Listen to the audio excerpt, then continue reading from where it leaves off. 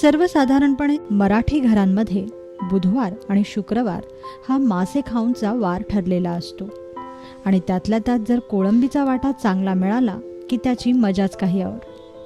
सोलायचा जरी त्रास असला तरी झिंगा एकदा का ताटात आला की ताट चाटून पुसून खाल्ले म्हणूनच समजा.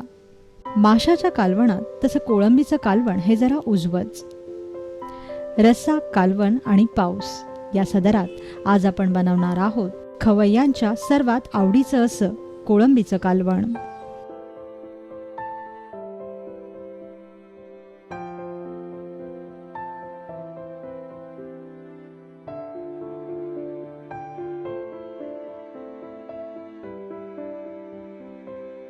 कोळंबीच्या कालवणासाठी आपल्याला लागेल एक मोठी वाटी पांढरी कोळंबी,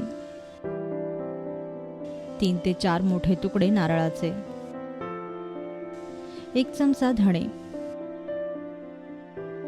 1 चमचा जिरे, 1 चमचा मोहरी, 1 चमचा खसखस,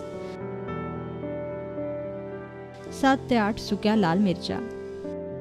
इथे आम्ही लवंगी मिरची घेतली आहे, तुम्ही तुमच्या आवडीनुसार मिरची वापरू शकता. अर्धा इंच आल्याचा तुकडा,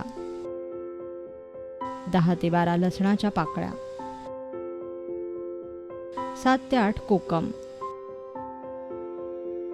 1 लिंबू, 1 चमचा हळद, चवीपुरतं मीठ आणि फोडणीसाठी तेल. सर्वप्रथम कोळंबी व्यवस्थित सोलून साफ करून घ्या. मग वाहत्या पाण्यात कोळंबी स्वच्छ धुवून घ्या. कमीत कमी 3 पाण्याने तरी ही कोळंबी स्वच्छ धुतली पाहिजे.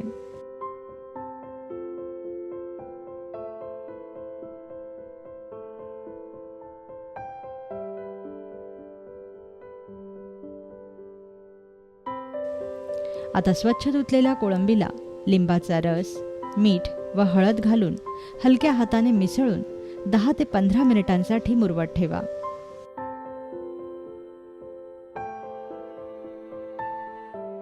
यानंतर कोकमही 10 मिनिटं पाण्यात भिजवत ठेवा.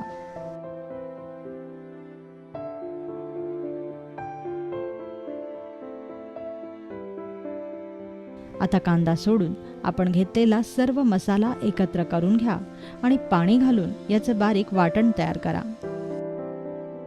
यानंतर कढईत तेल तापवायला ठेवा. तापलेल्या तेलात बारीक चिरलेला कांदा घाला.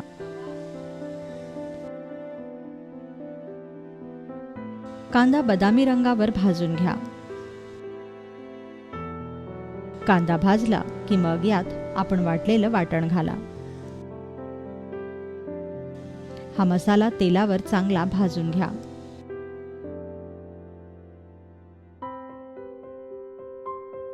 वाटणात घातलेला सर्व मसाला कच्चा होता, त्यामुळे तयार वाटण तेलावर आपल्याला बराच वेळ भाजावा लागणार.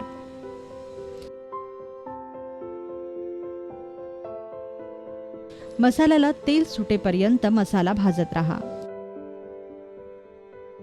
आणि तेल सुटलं की मगच यात मुरवत ठेवलेली कोळंबी घाला.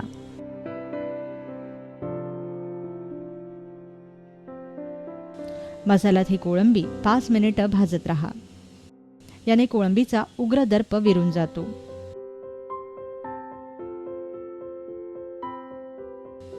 आता मसाल्यात थोडंसं मीठ घाला आणि गरम पाणी घालून झाकण ठेवून ही कोळंबी 5 ते 7 मिनिटांसाठी शिजू द्या.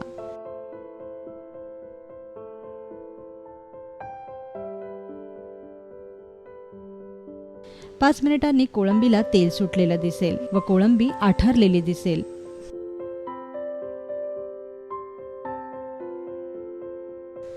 आता भिजवत ठेवलेलं कोकम घाला आणि तुम्हाला हवा असेल तितका रस्सा वाढवण्यासाठी गरम पाणी घाला आणि या रस्स्याची एक उकळी काढा. लक्षात ठेवा की कोळंबी शिजवण्यासाठी नेहमी गरम पाणीच वापरावे.